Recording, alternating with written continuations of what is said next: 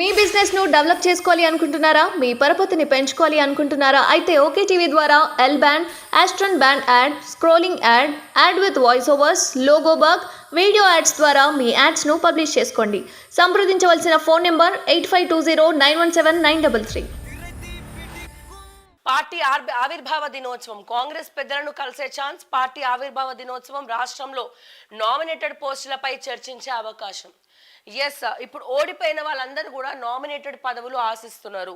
So corporation చైర్మన్ల పదవులు అందరు రాజీనామా చేసిండ్రు కాబట్టి సో కాంగ్రెస్లో ఎవరైతే చేదోడు వాదోడుగా ఉండి కాంగ్రెస్ పార్టీ కోసం కష్టపడ్డారో సో వాళ్ళందరికీ కూడా నామినేటెడ్ పదవులు రావాలని చెప్పి సో మరి రావాలి అంటే రేవంత్ రెడ్డి గారి చేతిలో ఉందా లేకపోతే అది అధిష్టానం ఏఐసిసి చేతిలో ఉందా అని చెప్పాలి అంటే ఇక్కడ ఏమి చేయాలన్నా ఖచ్చితంగా ఏఐసిసి తోటి డిస్కషన్స్ పెట్టిన తర్వాతనే లిస్ట్ అవుట్ చేసి ఏ పదవిని ఎవరికి ఇవ్వాలి, ఎవరికి ఇస్తే బాగుంటుంది అన్ని కూడా డిస్కస్ చేసి మరి ఇస్తారు.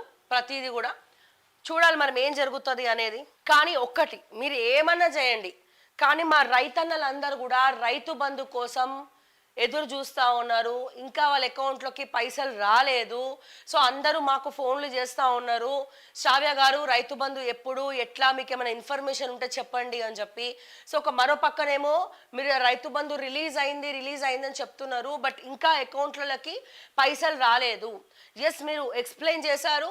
సో 15,000 నెక్స్ట్ టైం నుంచి ఇస్తాము, ఈసారి 5,000 నుండి 7,000 రూపాయలు వస్తుంది అని చెప్పారు. బట్ ఆ 5,000 7,000 కూడా ఇంకా రైతన్నల అకౌంట్లలో పడలేదు. కాబట్టి దయచేసి ముఖ్యమంత్రి రేవంత్ రెడ్డి గారు ఒక్కసారి గమనించాలి. మరి ఎందుకు రాలేదు దాని మీద ఏమైనా ప్రెస్ మీట్ పెట్టండి రైతు బంధు గురించి. సో రకరకాల డౌట్స్ ఉన్నాయి.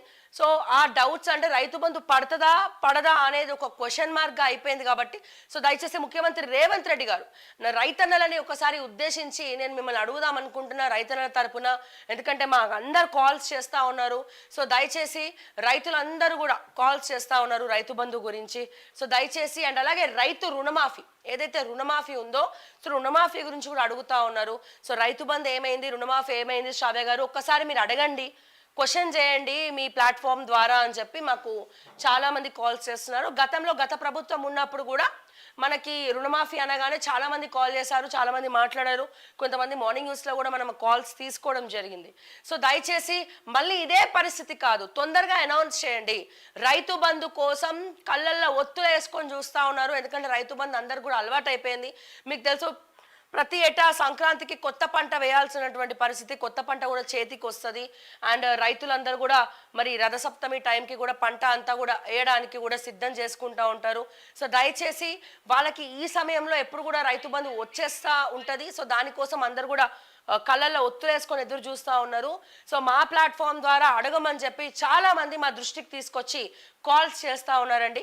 సో దాదాపు 752 మంది, అంటే 752 మంది రైతులు మాకు కాల్ చేశారు. కావాలంటే మీకు ఆ లిస్టు కూడా నేను చూపిస్తాను మొత్తము. ఇంకా చాలా కాల్స్ మేము ఆన్సర్ చేయలేదు. ఆ 752 మందిలో దాదాపుగా 400 మంది, 400 నుండి 450 మంది మొత్తం కూడా రైతు బంధు కోసం కాల్ చేసిన వాళ్ళే. సో మిగతా కొంతమంది ఏమో రైతు రుణమాఫీ కాలేదని చెప్పి కాల్ చేసిన వాళ్ళు. మరి వీళ్ళందరికీ రైతన్నలందరికీ కూడా ఆన్సర్ చెప్పాల్సినటువంటి అవసరం కాంగ్రెస్ ప్రభుత్వం మీద ఉంది. దయచేసి ఒక ప్రెస్ మీట్ పెట్టండి, ప్రెస్ మీట్ పెట్టి రైతు బంధు గురించి మీరు అనౌన్స్ చేయాలి. మరి చాలా మందికి మీరేమో పంపించానంటున్నారు, రైతు బంధు ఉన్న ఖజానాలో ఉన్న పైసల్ని రైతు బంధుకి కేటాయించాల్సిందిగా మీరు చెప్తా ఉన్నప్పటికీ బట్ చాలా మందికి రైతు బంధు అనేది వాళ్ళ అకౌంట్లలో పడలేదు అని చెప్తా ఉన్నారు. అసలు మాకు ఒక మెసేజ్ కూడా రాలేదు, మేము కనుక్కుంటే మా అకౌంట్ చెక్ చేసుకుంటే పైసలు కూడా రాలేదని అడుగుతున్నారు. సో దయచేసి రైతు బంధు గురించి తక్షణమే ముఖ్యమంత్రి రేవంత్ రెడ్డి గారు ఒక ప్రెస్ మీట్ పెట్టి రైతులను ఉద్దేశిస్తూ మాట్లాడాలి. రైతు రుణమాఫీ గురించి, రైతు బంధు గురించి మాట్లాడాలి.